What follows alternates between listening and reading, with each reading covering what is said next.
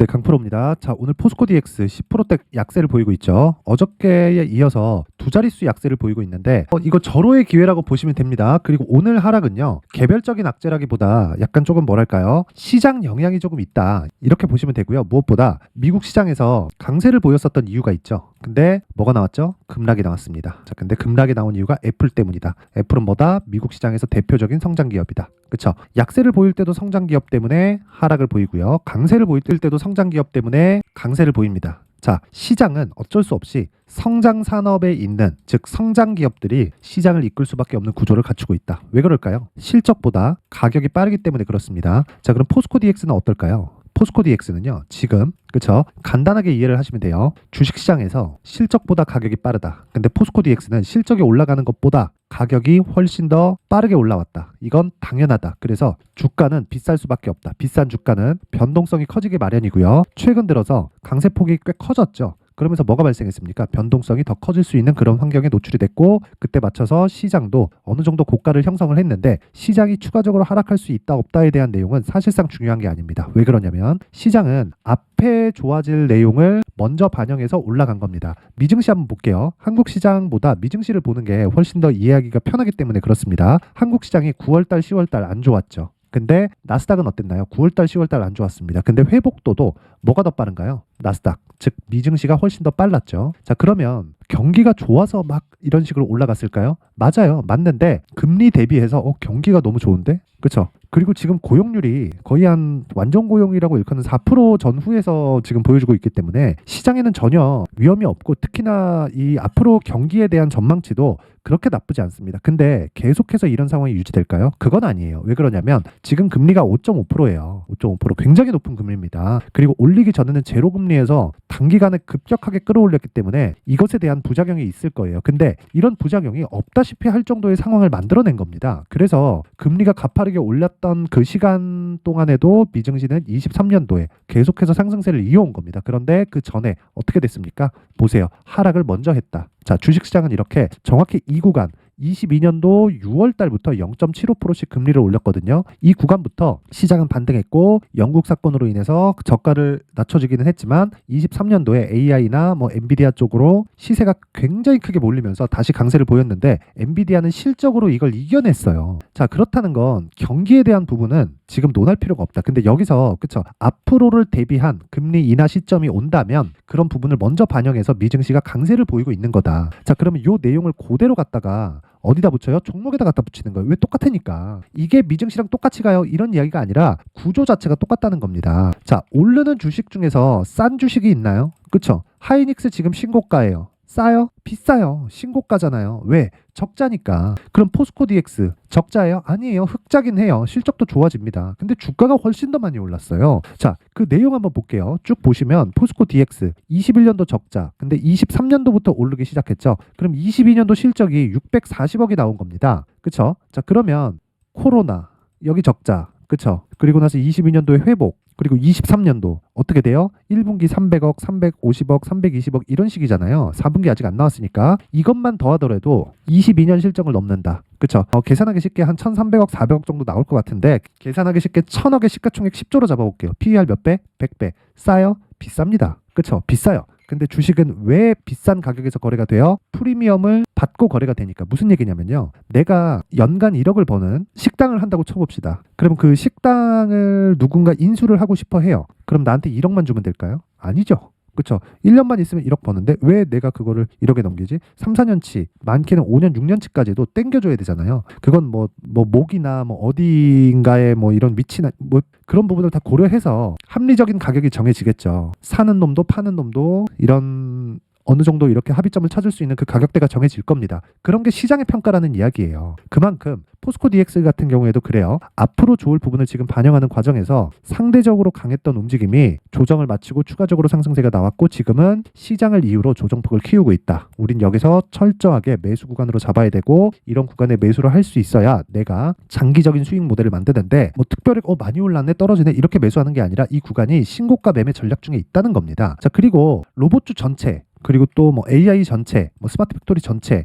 이런 쪽에 대한 문제가 있다면요, 오늘 두산 로보틱스, 그쵸? 이런 식으로 적당히 하락하면 안 됩니다. 단순히 그냥 시장의 영향을 받고 있는 거예요. 물론 레인보우 로보틱스는요, 어때요? 안 좋아요. 그쵸? 주가가 물론 뭐 굉장히 뭐 폭락하고 그런 건 아닌데, 레인보우 로보틱스는 상대적으로 약세 구간에 있단 말이죠. 두산 로보틱스나 그 포스코 DX에 비해서. 왜 이런 상황이 나올까요? 레인보우 로보틱스는 삼성에 특화되어 있습니다. 그래서 범용적이지 않아요. 근데 두산 로보틱스나 그 포스코 DX나 어때요? 범용적이다. 자, 포스코 이름을 달고 있다 그래서 포스코에 대한 일만 받아서 하는 게 아니죠. 포스코 뭐가 있어요? 포스코 퓨처엠, 양극재 공장 굉장히 많이 지어야 돼. 전구체 공장 굉장히 많이 지어야 돼요. 모두 다 뭘로 들어가요? 스마트 팩토리. 왜? 생산 능력이 증가하는 그 상황이 있어야 되기 때문에 그렇고, 그리고 무엇보다 인건비가 증가하는 것에 대한 부담. 그렇죠. 이 두 가지 요건만 갖춰져 있더라도 스마트 팩토리에 대한 기업단에서의 수요는 계속 증가할 수밖에 없습니다. 그래서 조정 구간에 적절히 이용해서 내가 가격대를 잡고 매수를 할 수 있어야, 다시 말씀드립니다, 주식시장에서 나만의 수익 모델을 만들 수 있고, 그게 신고가 매매의 핵심입니다. 왜? 주가는 먼저 반영을 하니까. 자, 그래서 신고가 매매, 그리고 이 가격대를 어떻게 잡아야 될까, 그리고 기간을 어떻게 잡아야 될까, 그 부분에 대해서 이야기를 드리기 전에 제가 24년도가 됐죠. 자, 그래서 24년도에 연초 이벤트에 대해서 제가 안내 말씀을 드리겠습니다. 자, 옆에 보이시는 건 강프로의 무료 소통방이고요. 무료로 진행을 한다. 근데 지금 500분 정도 있다. 그쵸? 1월 달에 1000분까지 늘릴 계획이다. 자, 특징점 두 가지. 첫 번째, 무료로 진행한다. 두 번째, 신고가 종목만 매매한다. 포스코 DX 뭐예요? 신고가 종목이다. 그래서 제가 계속 이야기를 드리고 있는 겁니다. 그쵸? 자, 그러면 포스코 DX만 신고가 종목이 아니겠죠? 그래서 이 그 포스코 DX 말고 다른 신고가 종목은 어떻게 매매를 하고 있을까? 그 부분에 대해서 확인을 해보겠습니다. 자, 1월 3일 날은 제가 종목을 자, 3일인 오늘은 종목을 제가 안 냈습니다. 자, 근데 쭉 올려보시면, 여기서 제가 종목을 안 낸 거는요, 미증시도 하락을 했고, 그리고 보유 종목도 있기 때문에 조금 쉬어가자, 뭐 그런 의미가 크고요. 어저께는 종목 진행이 됐는데, 자, 보세요. 1월 2일. 그쵸? 24년 첫날 10시 개장이죠. 그래서 9시 47분도 장시작 전입니다. 1월 2일 시장가 매수 9시 47분 장시작 전이죠. 시장가 매수. 무슨 얘기냐? 시가에 그냥 사버려라. 그쵸? YIK 어떻게 됐는지 보겠습니다. 자, 위쪽에 있죠? YIK 어때요? 오늘 종가 11% 그리고 고가 21%까지 급등. 그렇죠. 이 종목은 아까 전에 말씀드렸죠. 단기 보유 전략 2주 안에 수익 전환을 시켜야 됩니다. 무조건 스윙급으로 진행을 하고요. 그리고 무엇보다 신고가 종목에 있다는 걸 알 수 있죠. 그렇죠. HBM에서 뒤처진 삼성전자가 CXL로 약간 조금 방향을 바꾸려는 움직임을 계속해서 보이고 있습니다. 그런 부분에 수혜를 받고 있다. 그게 YIK 그리고 엑시콘 이런 종목들인데 오늘 급등세를 보이고 있습니다. 그래서 정확하게 신고가 구간을 공략했을 때, 그렇죠. 이틀 동안 지금 10에서 그렇죠. 장중 고가까지 따지면 20% 정도의 수익 구간에 들어갈 수 있다. 하락을 확인하고 매도하더라도 단기간에 내가 수익 못 볼 수 있다. 하지만 손해는 보지 않을 수 있는 상황은 만들 수 있기 때문에 신고가 매매가 답이다. 그렇죠. 계속해서 신고가 매매를 하고 있는 겁니다. 자, 그래서 다른 종목 한번 볼게요. 쭉 올려서 보면 12월 28일 레고캠바이오 있죠. 레고캠바이오도 한번 보겠습니다. 자, 레고캠바이오 오늘 5% 빠지죠. 근데 28일 요 날이죠. 23년 마지막 날, 그쵸? 6% 수익권에서 마감이 됐다. 근데 오늘 빠지면 오늘 팔겠죠. 근데 이 구간에서만 공략을 했을까요? 신고가 돌파는 여기죠. 그쵸? 신고가 왜 간다 그랬어요? 앞에 좋을 부분을 먼저 반영하는 시작점이 된다. 앞에 좋을 부분 뭐가 있어요? 앞으로 바이오에 대한 긍정적인 내용. 첫 번째, 금리 인하. 그쵸? 바이오는 돈이 계속 필요합니다. R&D에 대한 이 투자를 지속적으로 해야 되기 때문에 돈이 계속 들어가요. 자금이 계속 꽂아져야 된다. 그런데 한번 생각해 보세요. 금리가 높으면 자금 조달이 어렵죠. 그렇죠? 그런 부분에서 금리가 높은 부분을 먼저 작용해서 바이오가 23년도에 안 좋았던 겁니다. 근데 올해는 시점의 문제지 금리는 무조건 인하를 한다. 그럼 거기서 우리는 바이오 쪽에 강세를 보이고 있다는 걸 알아야 돼요. 그래서 셀트리온 같은 종목이 강한 겁니다. 근데 그 구간에서 그렇죠? 완만하게 신고가를 만들고 완만하게 조정을 거친 모든 종목을 제가 공략을 했고 그 시작점을 이 구간이에요. 이 구간 12월 22일. 근데 여기는 12월 28일이죠. 그래서 22일 날 제가 어떻게 했는지 상황을 한번 보여드릴게요. 쭉 보시면 12월 20일 시노펙스, 테크윙, 레고캠바이오 이렇게 진행돼 있죠. 레고캠바이오 정확하게 들어간 내용이 요 날입니다. 요 날. 그쵸? 22일 49,700원. 시장가 매수. 그쵸? 8시 54분. 시가에 그냥 책을 시켜라. 무슨 얘기예요? 신고가를 갔기 때문에 돌아올 수 없는 강을 건넜다. 그쵸? 그냥 시가에 매수하면 된다. 이렇게 이야기를 드렸었던 거고 정확하게 체결됐을 때 지금 6만 원.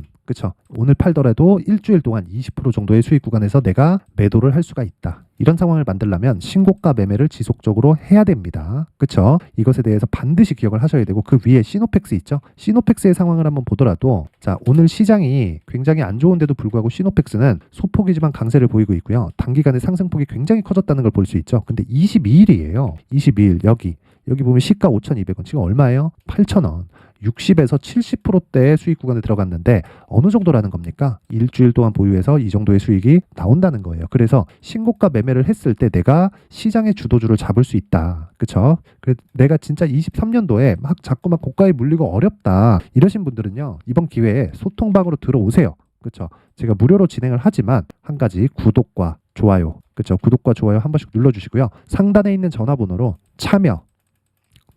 참여라고 문자를 보내주시면 제가 소통방 입장 링크를 순차적으로 공유를 해드리도록 하겠습니다. 그쵸? 자, 그리고 연초 이벤트 하나 더 나갑니다. 제가 신고가에 대해서 계속 강조를 드렸기 때문에, 그쵸? 시노펙스, 레고캠바이오 이런 종목들을 어떻게 잡을 수 있는지, 그쵸? 그 신고가 검색기, 그리고 검색기에서 나오는 종목들을 어떤 식으로 활용할지, 그 수익 모델에 대한 내용, 그쵸? 이 부분까지 제가 함께 공유를 해드리도록 할 테니까 구독과 좋아요 부탁드리고요. 상단에 있는 전화번호로 참여라고 문자를 보내주시면 제가 소통방 입장 링크와 함께 이 두 가지 수익 모델과 신고가 검색기에 대한 내용을 함께 공유를 해드리도록 하겠습니다. 자, 그리고 다시 포스코 DX로 돌아와서 봐야겠죠. 포스코 DX는 오늘 지금 얘기하는 도중에, 그쵸? 10%에서 바로 땡겨 올렸죠. 10%권에서 한 7%권으로 바로 땡겨 올렸다. 지금 나오는 것 일시적인 조정 구간입니다. 근데 고가에 있기 때문에 변동성은 커질 수밖에 없고, 이 변동성을 모두 다 잡을 수 없기 때문에 우리는 확인하는 과정이 필요합니다. 주식을 나 최저가에 잡을 거에 노력하지 마세요. 시간만 버립니다. 그래서 이런 부분 말고 무조건 내가 확인할 수 있는 가격대 그리고 기간을 찾자. 그쵸? 그래서 제가 포스코 DX의 가격 그리고 단기 보유 전략을 준비를 해왔는데, 단기 보유 전략은 다시 말씀드리지만 2주 안에 수익을 전환시킬 수 있는 가격대를 잡는 것, 그리고 어떤 식으로 2주 안에 100% 수익을 무조건 전환시킬 수 있다, 이건 아니겠죠. 그래서 좋은 쪽보다 안 좋은 쪽을 먼저 생각하라는 겁니다. 최소한 내가 2주 기간 동안, 그쵸? 2주의 시간만 딱 투자를 했을 때 최소한 손해를 보지 않을 수 있는 가격을 잡자. 그쵸? 그리고 수익 전환이 되었을 때는 내가 수익을 본 걸 담보로 해서 어떻게 하라는 겁니까? 당연히 3개월까지 이어지는 장기 투자 구간으로 넘어간다. 그쵸? 그래서 단기 보유 전략이 그 첫 번째 단계고 가장 중요하다는 겁니다. 이 부분을 잊지 마시고요. 무엇보다 이 내용을 제가 20페이지에 걸쳐서 아주 상세하게 준비를 해왔는데, 영상에서 이야기를 드리잖아요. 그럼 너무 제가 한 2-3시간 정도는 이야기를 해야 될 겁니다. 그리고 편집 시간도 오래 걸리고 해서 제가 이렇게 준비를 해온 거니까 구독과 좋아요 부탁드리고요. 상단에 있는 전화번호로 DX라고 문자를 보내주시면 제가 그 번호로 그 포스코 DX의 가격 그리고 단기 보유 전략을 공유해 드리도록 하겠습니다. 자, 항상 시청해 주셔서 감사드리고요. 무엇보다 제가 신고가에 대해서 계속해서 강조를 드렸기 때문에 제가 12월 달부터 진행한 신고가 주도주가 있습니다. 자, 그래서 그런 종목이 어떻게 공략을 해야 되고, 그리고 2월까지 강세를 보일 수 있는데 어떤 식으로 내가 매매 전략을 잡아가야 될지 그 내용에 대해서 제가 상세하게 준비를 해놨으니까 영상 끝까지 시청하시고요. 모든 분들이 성공 투자하셨으면 좋겠습니다. 네, 올 한 해를 뒤돌아보니까 구간별로 큰 수익이 나왔었던 종목들이 꽤 많이 보입니다. 1월 달에는 AI 관련주들이 있었고요. 그리고 2월 달부터는 2차 전지가 계속해서 강세를 보였죠. 자, 그리고 나서 3월 달이 되니까 AI 반도체 관련주들이 신고가를 만들면서 5월 달부터 시세를 큰 폭으로 냈죠. 저가부터 따진다면 한미 반도체와 같은 종목들도 올 한 해 6배 정도의 시세가 나왔습니다. 혹시라도 올해 수익을 보지 못하신 분들이 있다면요, 어떻게 시세가 움직이는지 반드시 익혀 놓으셔야 되고요. 만약에 그런 부분이 아직 준비가 되어 있지 않다면 어중간한 종목들 사고팔고 하지 마시고요. 딱 한 종목에 비중을 제대로 넣어서 확실하게 수익을 보는 방법이 필요합니다. 자, 그래서 제가 23년 12월 달 강프로의 대시세 종목을 준비를 해왔고요. 이 종목은 대기업을 상대로 안정적인 매출 구조를 갖추고 있는 데다가 이 규모가 40%를 넘나들고요. 호황기 때는 50%를 넘나드는 역대급인 이익 구조를 갖추고 있어서 대체 불가능한 기업이라고 보셔야 됩니다. 자, 지금 현재 주요 거래처는요, 삼성전자, 인텔, 하이닉스, TSMC, 엔비디아까지 모든 반도체 업체를 고객사로 확보하고 있는 상황이고요. 이 재무제표 상황을 보면요, 이익률 자체가 넘사벽인 걸 알 수 있습니다. 넘을 수 없다는 거겠죠. 첫 번째 급등 포인트를 보면요. 앞서서 보여드렸었던 실적은요. 23년도 개화 시기에 접어들었었던 AI 반도체의 실적이 포함되지 않은 실적입니다. 자, 그런데 올 한 해 개화 시기에 접어들었었던 새로운 반도체의 실적치가 더해지면요.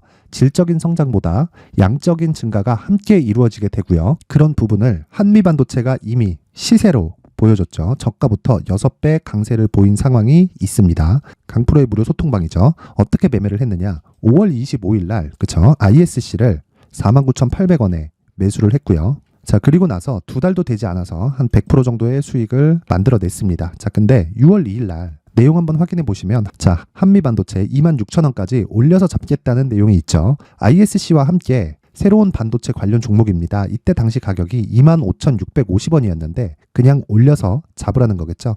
지금 현재 한미반도체 가격이 62,000원인 걸 본다면요. 항상 주가는요. 신고가 이후에 공략하는 것이 좋고 그랬을 때 단기간에 100% 수익이 가능한 구조를 만들 수 있습니다. ISC도 그렇고 한미반도체도 마찬가지예요. 당연히 에코프로도 마찬가지입니다. 두 번째 급등 포인트를 보면요. 자, 개인용 PC를 비롯해서 서버, 클라우드, 그리고 우리가 사용하는 스마트폰까지 기본적인 PC 구조와 동일하고요. 새로운 반도체의 구조도 동일한 구조를 갖추고 있습니다. 자, 근데 한미 반도체의 상승 이유도요. 이러한 구조가 동일하게 진행되기 때문이고 이 구조는 절대로 바뀔 수가 없습니다.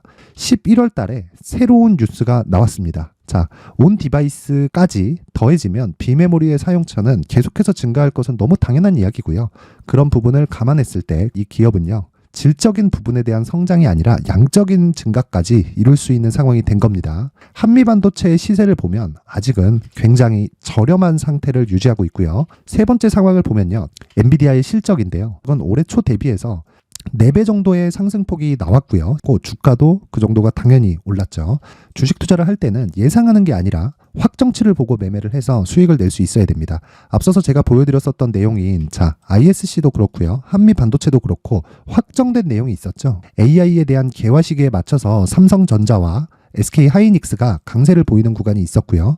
엔비디아가 강세를 보였습니다. 자, 삼성전자도 그렇고 하이닉스도 그렇고 엔비디아도 마찬가지고요. 생각해 보시면 세력들이 어찌할 수 없는 정도의 사이즈를 가지고 있는 그런 종목들이죠.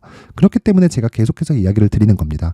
확인하는 데는 확정치가 필요하다고요. 엔비디아 실적만큼 확실한 재료가 있을까요? 엔비디아의 실적의 증가세는요. 앞으로 다가올 AI 반도체의 수요 증가가 있을 수밖에 없다는 거고 그리고 그에 맞춰서 단가는 폭증하고 있는 상황인 게 엔비디아의 실적을 보면 알 수 있고요. 그리고 삼성전자와 SK 하이닉스로 연결이 되고요. 그래서 한미반도체가 올라온 그런 상황입니다. 한미반도체만큼 추가적으로 상승할 수 있는 종목이 있다는 게 하이닉스를 포함해서 삼성전자의 시세 그리고 엔비디아의 실적을 보면 알 수 있고요. 그래서 준비한 4분기 대시세 종목 내년 초까지 강세를 보일 수 있는 종목을 준비를 해왔습니다. 어렵게 생각하지 마시고요. 기본적으로 신고가 구간에 있는 종목이기 때문에 하락에 대한 저항성은 충분히 갖춰져 있는 종목이고 이미 시세가 시작이 됐습니다. 자, 무엇보다 중요한 건 얼마에 사는 걸 텐데 제가 그런 부분까지 상세하게 준비를 해놨으니까 영상 상단에 있는 전화번호로 대시세라고 문자를 보내주시는 분들에 한해서만 무료로 공개를 하도록 하겠습니다.